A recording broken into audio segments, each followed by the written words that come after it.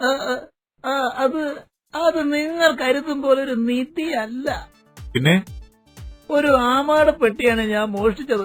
രാജാവിനെ മാനസികമായും ശാരീരികമായും തകർക്കുന്ന ഒരു സംഗതി അതിലുണ്ട്. ആ, ആ പെട്ടി അതെന്റെ വീട്ടിലുണ്ട്. എന്തായിരുന്നു അത്? നീ എന്തിനാ അത് മോഷ്ടിച്ചത്? രാജാവും കൂട്ടരുമാണ് ഞങ്ങളെ കൊന്നൊടുക്കുന്നത്. അവർ ഓരോ ദിവസവും നായാട്ടിനിറങ്ങി ഞങ്ങളെ കൊന്നു തിന്നുന്നു. ഞങ്ങളെ ഉപദ്രവിക്കരുതെന്ന് പറഞ്ഞതുകൊണ്ട് ഞാൻ ഒരുപാട് നിവേദനങ്ങൾ കൊട്ടാരത്തിൽ സമർപ്പിച്ചു. സമരം ചെയ്തു. ആരും ചെവിക്കൊണ്ടില്ല. അതുകൊണ്ട് രാജാവിനൊരു മുട്ടൻ പണി കൊടുക്കാനാണ് ഞാൻ കൊട്ടാരത്തിൽ കയറി ആ പെട്ടി മോഷ്ടിച്ചത്. നിങ്ങളുടെ എല്ലാ പ്രശ്നങ്ങൾക്കും ഞാൻ പരിഹാരം ഉണ്ടാക്കാം. പക്ഷേ നീ ആ പെട്ടി തിരിച്ചു തരണം. എനിക്കും എന്റെ വീടറിയാം. വരൂ, നമുക്ക് അങ്ങോട്ട് പോവാം.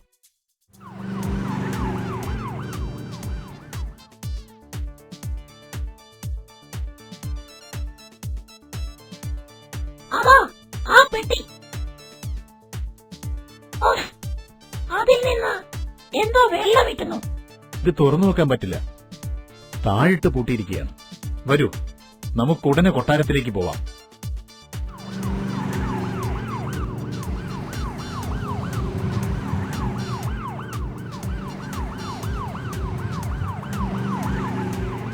എന്നാലും എന്തായിരിക്കും ഈ പെട്ടിക്കുള്ളിലെ അമൂല്യനിധി? എന്ത് കുന്തമെങ്കിലും ആട്ടെ, ഇത് തിരിച്ചേൽപ്പിച്ച് നമുക്ക് വേഗം തടിയൂരാം. കുന്തമൊന്നും ആവാൻ സാധ്യതയില്ല.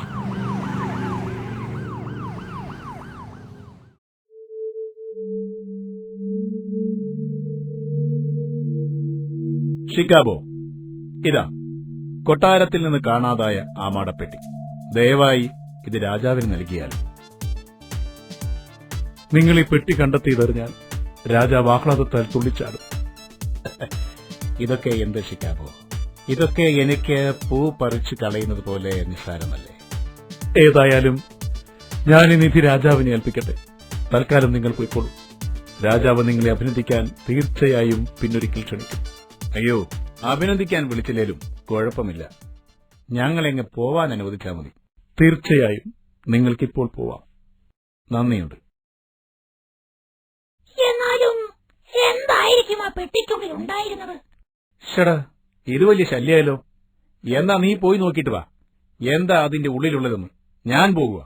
അതല്ല ബോസ്, ഈ അമൂല്യനിധി തിരിച്ചു കിട്ടിയില്ലെങ്കിൽ രാജാവ് ഭക്ഷണം പോലും കഴിക്കാതെ ചത്തുകളയുമെന്നാണ് മന്ത്രി ഷിക്കാബോ പറഞ്ഞത്. രാജാവിനെ മാനസികമായും ശാരീരികമായും തകർക്കാൻ ശേഷിയുള്ള എന്തോ ഒന്ന് ആ പെട്ടിയിലുണ്ടെന്നാണ് ആ മാൻ നമ്മോട് പറഞ്ഞത്. പക്ഷേ അതിൽ നിന്നെന്തോ വെള്ളമിറ്റുന്നത് നാം കണ്ടതാണ്. ഒക്കെ കൂടി നോക്കുമ്പോൾ അതെന്താണെന്നറിയുവാനുള്ള ഒരു കൗതുകം തോന്നുന്നു, ഇല്ലേ? അതിപ്പോ എങ്ങനെ അറിയാനാണ്? നമുക്ക് കൊട്ടാരത്തിന്റെ പിന്നിലൂടെ ചെന്ന് ജനലിലൂടെ ഒളിഞ്ഞു നോക്കാം.